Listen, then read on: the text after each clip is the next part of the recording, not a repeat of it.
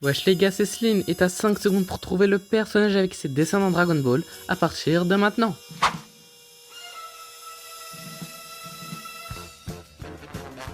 Et c'était Chou, le seul renard qu'on connaît dans Dragon Ball. Ouais, en fait, c'est pas le seul parce qu'il y a aussi le vert là, même c'est un arnaqueur.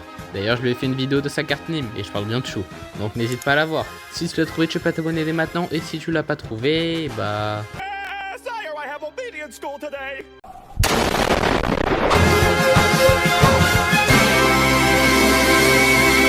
Bonjour à tous, c'est Sliné. Aujourd'hui je vais faire la carte Nîmes de l'un des mecs qui fait partie de la troupe de Thalès. J'ai nommé Lacazette, et pas Lacazette hein.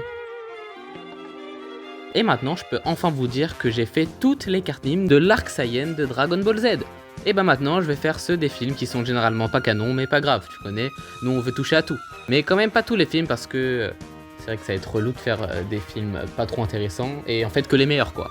Et du coup moi j'ai sélectionné les meilleurs qui font partie on va dire de la tranche de l'arc Saiyan, en gros quand Goku se transforme pas en Super Saiyan parce qu'il y a là les films quand Goku se transforme en Super Saiyan. Du coup ouais j'ai choisi le film L'arbre de la puissance où il y a Thalès et tout, le film où il y a Slug et celui où il y a Garlic. Et bien sûr après ces films on va passer à l'arc Freezer et là ça va être une dinguerie. Mais c'est quoi une carte Nîmes? C'est une carte FIFA mais à la place des joueurs de foot et bah c'est les personnages de manga.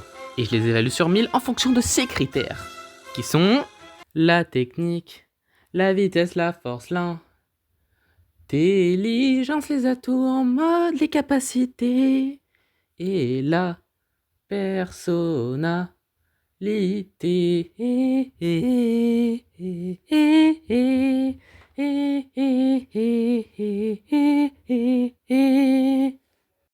Pour commencer en technique, il peut faire des Kikoa. Il l'a utilisé pendant la poursuite de Chaozu. Il a aussi le Gemini Shot, c'est une vague d'énergie utilisée contre Chaozu. Et plus tard contre Gohan, mais contrée par son Masenko. C'est intéressant, les frères jumeaux, parce que ouais c'est des frères jumeaux. Alors, en fait à celui que je fais la carte Nîmes il s'appelle Lacazette et son frère jumeau du coup il s'appelle Razin lui. Ils tirent en fait leur vague d'énergie différemment les uns des autres. En gros Razin lui tire le sien avec sa main gauche, tandis que Lacazette tire le sien de sa main droite. Et c'est tout. Donc il obtient la note de 71 en technique. En vitesse, comme beaucoup de personnages dans Dragon Ball, il peut se déplacer rapidement, probablement à des vitesses surhumaines, mais le film ne nous donne pas assez d'informations. Dans ses combats, il montre des réflexes rapides et une agilité suffisante pour affronter des combattants comme Piccolo ou Gohan, bien qu'il ne fasse pas les poids face aux guerriers Z, les plus puissants comme Goku. Donc bah, je lui attribue la note de 88. En force, Lacazette est un guerrier de Thalès et à ce titre il est naturellement assez puissant, bien que son niveau de combat soit inférieur à celui des guerriers Z principaux comme Goku, Piccolo ou même les techniques de Gohan avec son Masenko ou encore les techniques de Tenshinhan. Comme tous les sbires de Thalès, sa force lui permet de tenir tête à des adversaires comme Gohan ou Piccolo au début du film. Toutefois il est clair qu'il n'atteint pas le niveau de puissance des Saiyans ou des combattants de haut niveau. En comparaison avec d'autres personnages secondaires, il reste un guerrier compétent mais pas exceptionnel. Et il mérite un 85 en force.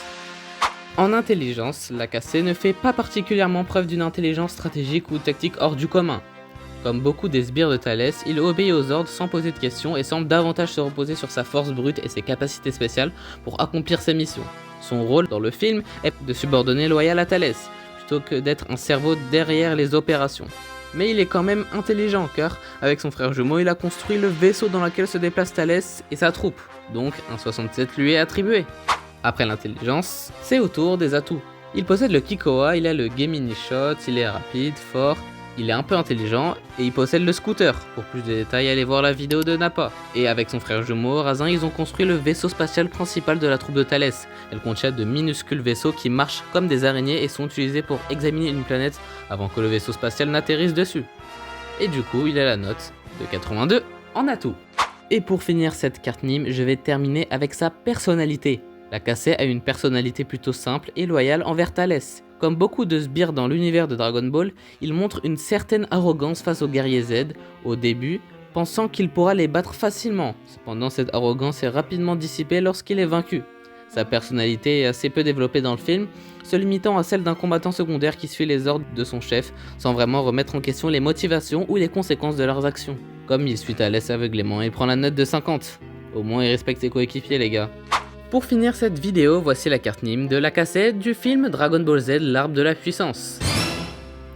Juste en toute sa note, il y a son type, c'est-à-dire si c'est un héros ou un méchant.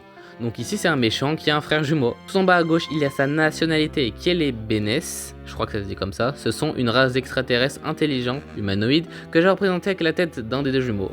Choisissez celui que vous voulez, moi j'ai mis un des deux jumeaux. Tout en bas à droite il y a son club qui est la troupe de Thalès que j'ai représenté avec la tête de Thalès, car il en fait partie. Et aussi sa ligue qui est au milieu et qui est Dragon Ball le manga, que j'ai représenté avec une Dragon Ball, logique.